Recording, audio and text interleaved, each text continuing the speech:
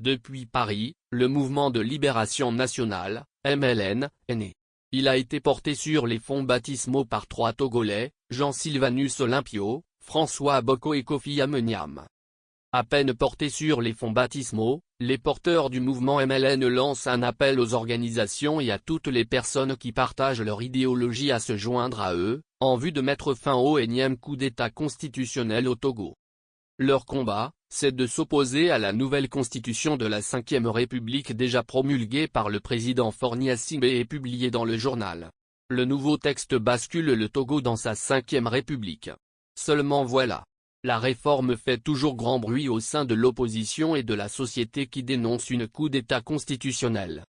Avec la nouvelle constitution du Togo, le président de la République est désormais élu par le Parlement et le Sénat réunis en congrès pour un mandat de 4 ans renouvelable. Le texte institue le poste du Conseil des ministres, une forme de super Premier ministre.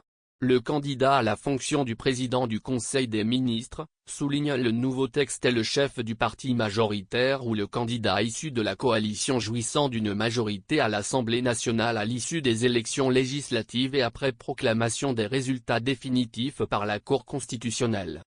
Au lieu des 3 Togolais réunis à Paris pour officialiser le MLN, la nouvelle constitution est un énième coup d'État constitutionnel à ne pas tolérer au Togo.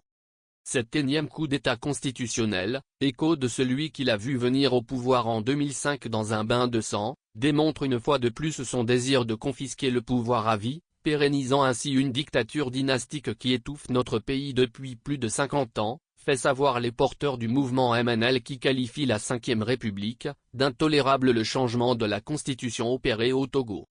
Notre objectif est la libération totale de notre pays, le Togo, font savoir les initiateurs du mouvement né à Paris.